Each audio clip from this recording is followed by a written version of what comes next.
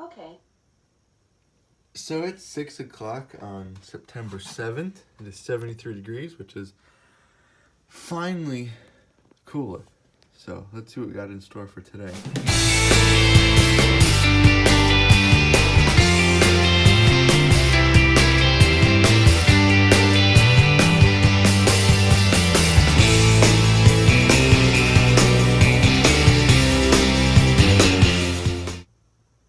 So, we went shopping to Truck Supply the other day. This is part 7 in the Cub Cadet. It's going to be Loader Project, the 982 Cub, 1980.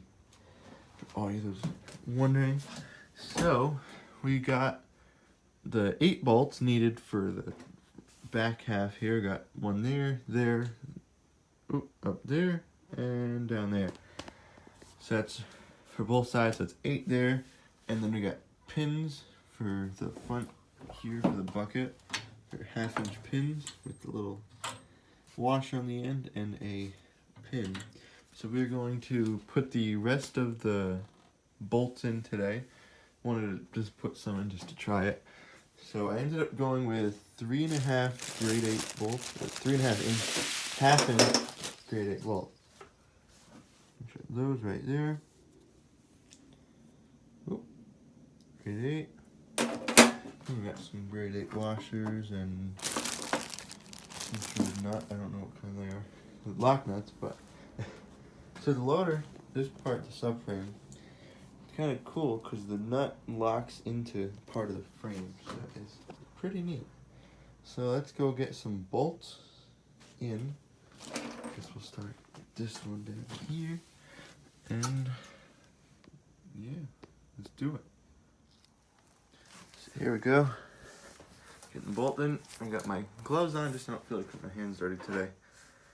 Cause you gotta like wash them forever.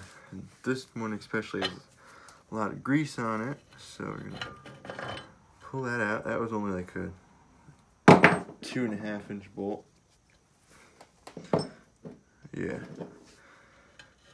Right down, pull it more. I think you can see both sides. Yes, you can. So we want to get it just sticking out. And then we're going to go... You can't put washers on these ones, unfortunately. I'll show you where you can. So you just want to take a little lock nut, put that on the back. A couple threads on it. And then you're going to want to pull it back to there. And then you look for your 3/4 inch ratchet wrench, ratcheting box wrench if you want your fish snap, if you're one of those people. And then you just tighten it. And I'll put you in time lapse for that.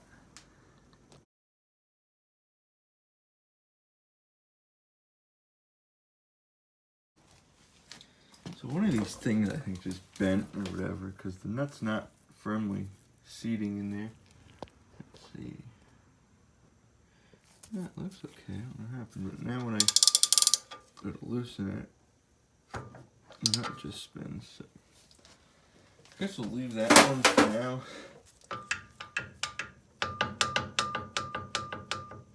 Not as tight as I want it to be, but I guess they say you get what you can get or something like that. I don't know. So next we're going to pull this one out. Got another bolt. And we're measuring hydraulic lines. I think that's an 18, that's a 24. The thing we got to remember is you also have to take into account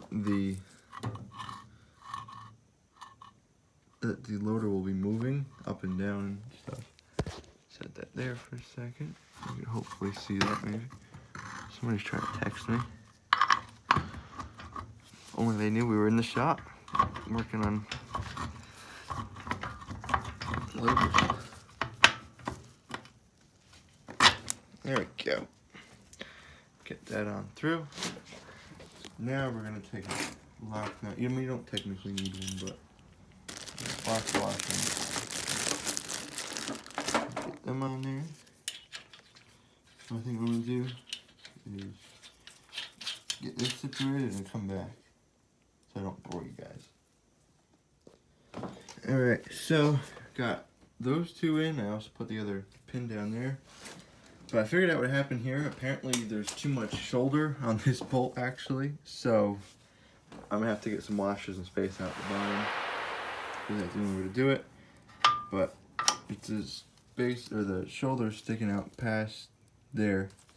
So it's to the end of the run, then you keep spinning it, and I'm like trying to figure out what's going on, but that's what's going on now that I figured that one out. So I will go to the other side and get that side going at the cylinder. One of them there and the other one up there. I mean, I would normally on a normal day just go and pull this thing out, flip it around and back it back in since there's stuff over here. But let me show you what we've got going on. So there's currently tons and tons of lumber up here. So I can't exactly back the tractor out too easily. No, I actually couldn't at all. With that loader on there, I wouldn't be able to make the turn. But we're getting a sunroom put on currently. So started 2 days ago. Got one wall up in the floor. So that's what's holding us up there. Let me get back in here and get some more bolts going on that side. Alright, so I just finished the other side. I still gotta get the spacer, so I just didn't put that nut all the way. Just kind of threw it down there a few threads, got it tightened up there. Here, got both cylinders on and the pins at the bottom.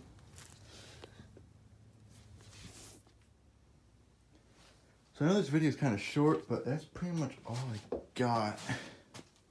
Guess the next video will be hoses. Since we gotta order a couple of those now. Still have to continue to do some measurements. These ones will probably be pretty short because they're just gonna go up and to the thing there. So to figure those out, one by one we'll get them done. Actually kind of rhymes. Probably you do some a little bit more cleaning. I'm crossing my fingers that these cylinders will not leak. They haven't been ran in at least a year with me having them. They've been outside for a little while. Stupidly, I left them out there, but now they're inside. So hopefully once we get oil through, and it'll rejuvenate all the seals and stuff and make sure they don't leak. Once I get the bucket welded, I'm gonna have the half chain hooks, one on each side, welded on. So I have hook chains and straps to it, whatever. So that'll come in handy, but currently there's no pressure in the cylinder, so it still won't hold itself up yet, unfortunately. But well, slowly but surely it's coming along. Hey, it's a good thing. Another thing we still gotta do is get the pump mounted, and we gotta build little levers for the spool valve there. It'd be cool to eventually get like a single joystick operator thing like they have on modern day tractor. They don't have the twin sticks anymore. There's one lever. It's like forward and back. It's like the lift and lower, and then left and right's curl and tilt, whatever, for the bucket. Scoop and dump, whatever. So I think all that being said, we got the cylinders on both sides now. It's all hooked up with correct hardware. I might eventually go back and grease everything once it's all ready to go. But for now, I'm just doing a dry fit just to make sure it's all working. So I think we're going to end it there. Unfortunately, I know it was kind of short, but even if you still enjoyed it, give it a thumbs up. See, a little bit we did, but always helps. If you haven't subscribed already, consider subscribing for more tractor videos and stuff like that. And when you do so, click the little bell next to the subscribe button to get notifications when I upload videos. And this tractor project, I think it's called the IH Cub Cadet 982 loader project, or just /project. I've started putting loader into it because the original plan was to keep the loader on the 1650 here, but bigger tractor, more fun, so decided to switch it over to this and get it kind of going on that. So it's all on a playlist if you look at that. So I'm going to stop ranting and call it a day. So we will see you in the next video. Thanks for watching.